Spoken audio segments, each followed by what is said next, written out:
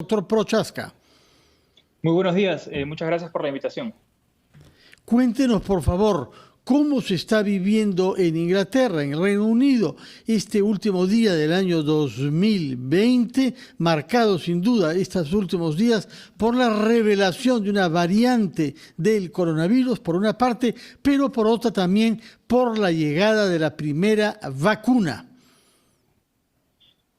Bueno, estamos en un estado prácticamente de cuarentena nacional. En realidad los esfuerzos aquí del gobierno británico son focalizados, son esfuerzos regionales, pero coincide que la mayor parte de las regiones están en el máximo nivel de medidas de control, no permitiendo las fiestas, por supuesto, ni actividades en sitios concurridos. Los locales están cerrados y la gente en realidad está en casa, tanto por el aumento de casos de manera global como por la emergencia de esta nueva variante del coronavirus.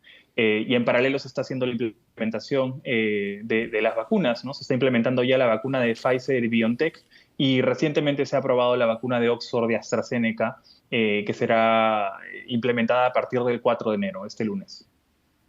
Del 4 de enero. ¿Y sabemos cuáles son las poblaciones que han sido privilegiadas para comenzar con ellas en la aplicación de la vacuna?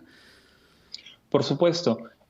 Sucede que aquí en Europa, en Reino Unido, en realidad, un escenario que es muy común es el de las casas de reposo, ¿no? A diferencia quizás de lo que vemos en Perú, en Latinoamérica, en donde las personas, los adultos mayores, normalmente viven con sus familias y rara vez viven en comunidades todos juntos. En las casas de reposo aquí en Reino Unido tenemos gran cantidad de personas vulnerables, es decir, personas que tienen más de 80 años con múltiples comorbilidades, y que cuando hemos tenido aquí pequeños brotes o incluso grandes brotes de coronavirus en casos de reposo, la tasa de letalidad ha sido alta porque estamos hablando de población de riesgo. Entonces, lo que se ha priorizado es la vacunación de personas en casas de reposo, así como adultos mayores, primero por encima de los 80 años, luego se va bajando a 75, 70, y eso es una estrategia escalonada, priorizando a las personas de mayor riesgo y también al personal de salud.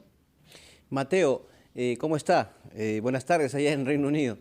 Bueno, Buenas tardes. evidentemente hay mucha preocupación en el Perú sobre esta variante del nuevo coronavirus. Se están planteando medidas mucho más fuertes en el tema de la prevención. ¿Cuál sería una buena medida, cuál sería un conjunto de medidas apropiado para enfrentar esta variante, tomando en cuenta lo que hemos vivido justamente en los peores meses de la pandemia, ¿no? Claro.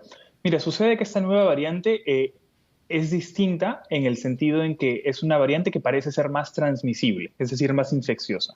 Cuando tenemos a dos personas que están ambas, una de las personas tiene coronavirus y la otra persona está sana, antes teníamos una probabilidad de que se realice un contagio.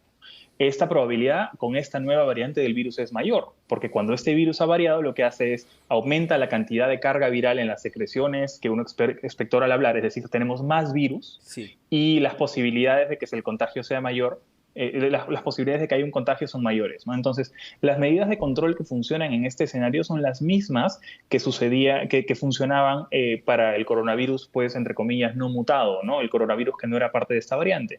Es el lavado de manos, el uso de tapabocas o mascarillas, la distancia social, evitar ir a lugares congregados, definitivamente, si es posible trabajar desde casa y no salir de casa, esa es la Por opción ejemplo, favorecida.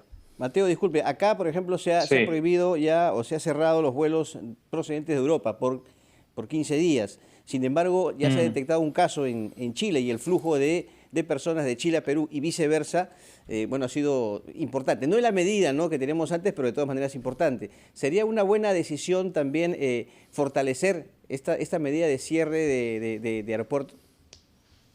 No, no necesariamente. A estas alturas creo que debemos operar bajo el supuesto de que esta nueva variante se ha introducido ya al Perú. Eh, por supuesto que hay que controlar el ingreso y la migración de personas en este contexto de pandemia, porque pueden introducir nuevas transmisiones, Ujú. y la variante que ya estaría en el país puede ingresar con aún más fuerza. Pero no es la medida principal. La medida principal para controlar el riesgo de esta nueva variante tienen que ser las medidas internas, las medidas locales a nivel nacional que hagamos para disminuir la transmisión del coronavirus. No solo de aquel variado o mutado, sino de todos los coronavirus que están afectando la salud de los peruanos. Hay un debate al mismo tiempo sobre qué hacer con la educación este año, si se abren o no las escuelas. Creo que han habido diversas posiciones sobre eso. Explíquenos, por favor, qué es lo que se está previendo, recordando que estamos ahora en vacaciones de Navidad, pero que pronto está previsto que las clases recomiencen. Eh, Sí, es un tema bastante difícil porque las consecuencias a largo plazo de sacar a los niños de las escuelas son graves, ¿no? Son años cruciales para el desarrollo de las personas y para la educación en general. Entonces, descontinuar la educación tiene riesgos también, ¿no? Se ha visto que los niños no son los principales contribuyentes a la transmisión del virus. Entonces, en ese sentido, hay buenos argumentos para mantener las escuelas andando. Sin embargo, sí se han visto brotes de coronavirus y transmisiones en escuelas. Entonces, es una decisión delicada. Yo en lo personal no me atrevo a decir se debe hacer esto y no se debe hacer esto. Sobre todo porque tienen que aterrizarse las cosas en contexto, ¿no? O sea, las cosas que funcionan en Estados Unidos, en Reino Unido, en el resto de Europa, no van a ser las mismas que funcionen, por ejemplo, en el Perú, ¿no? Entonces, se tiene que estudiar a profundidad el contexto local y en función de eso tomar decisiones a nivel nacional. Yo no conozco a profundidad el sistema de educación peruano. Mateo, tengo entendido además que en el caso del Reino Unido hay un informe muy importante que ha sido publicado por el gobierno británico que ratifica o que reafirma el concepto de que esta variante del nuevo coronavirus, si bien es cierto, es más contagiosa, se contagia más rápido, pero no es más, diríamos, fuerte en sus efectos, no es más mortal. Sí. Yo he sido parte del grupo de personas que ha trabajado en ese reporte en el último par de semanas. Sucedió a partir de que encontramos un aumento en la cantidad de casos que estaban teniendo esta variante, la cantidad de casos que estaban teniendo este conjunto de mutaciones, y a partir de eso lo que hicimos fue juntar información epidemiológica que obtenemos por los sistemas de vigilancia rutinaria y complementarlo con la información genómica de secuenciamiento que estamos realizando de manera dirigida para encontrar estos casos, ¿no? Y lo que hemos visto es que, por ejemplo, las posibilidades de que las casas en donde se ha encontrado la variante tengan mayor cantidad de casos son mayores, es decir, estas casas suelen tener más casos que las casas en las que el virus es el virus salvaje, no mutado, pero además la tasa de ataque, es decir, la proporción de casos secundarios que se generan es mayor en el caso de este virus mutado, ¿no? Es mayor en un 50% aproximadamente. Esto, por supuesto, se está revisando porque es data que recién ha salido, pero el informe técnico número 2, que es el que se ha salido esta semana, lo que sugiere fuertemente, con 3 argumentos, es que esta es una variante más transmisible, más infectiva y que tiene un R0 mayor. Mateo Prochaska, tengo entendido que hay más de 72.000 muertos en el Reino Unido, es decir, casi el doble de lo que se ha registrado en el Perú, para una población que es aproximadamente el doble también. Pero hubiéramos podido esperar un mejor resultado en un país como el Reino Unido, que tiene un sistema de salud pública más bien reputado. ¿Qué es lo que ha fallado? ¿Dónde se ha producido la brecha que ha causado que el Reino Unido sea uno de los países con más alta tasa de mortalidad en el mundo? Bueno, eso es una pregunta delicada y yo no estoy aquí tanto para dar comentarios alrededor de cómo ha sido la respuesta en el Reino Unido. Es un gobierno para el que trabajo, entonces realmente no estoy autorizado para dar opiniones críticas abiertamente a cómo ha sido el manejo. Lo que sí puedo decir es que la distancia social y disminuir el número de contagios, el número de contactos y por lo tanto el número de transmisiones es la mejor forma de controlar el virus hasta que llegue la vacuna. Y lamentablemente eso no se ha podido implementar de manera continua a lo largo del año por presiones económicas y de grupos de la población que necesitaban volver a sus actividades, ¿no? Entonces eso ha hecho difícil mantener un estado de cuarentena nacional continuo a lo largo de este año. Ya con la llegada de la vacuna esperamos que se pueda controlar esta nueva ola.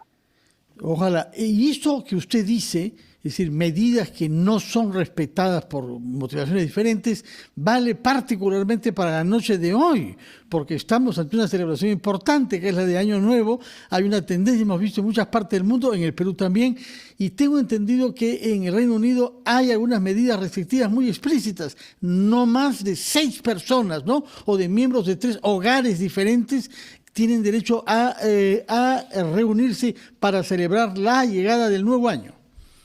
No, de hecho eso ya cambió, es decir, eso ha sido hace una semana que ha cambiado por la tan alta transmisión. A último minuto se ha cancelado cualquier tipo de junta, no puede mezclarse casas, entonces hay muchas personas que van a estar pasando el año nuevo, por ejemplo, solas, ¿no? O solo con las personas con quienes viven. ¿Sabe cuál es el problema? El problema es que estamos 31 de diciembre y hace 7 días fue Navidad. Y el periodo de incubación del virus coincide con eso. Es decir, Exacto. quienes se hayan contagiado en la Nochebuena, en Navidad, por haber hecho actividades sociales, estarán empezando a transmitir el virus el día de hoy.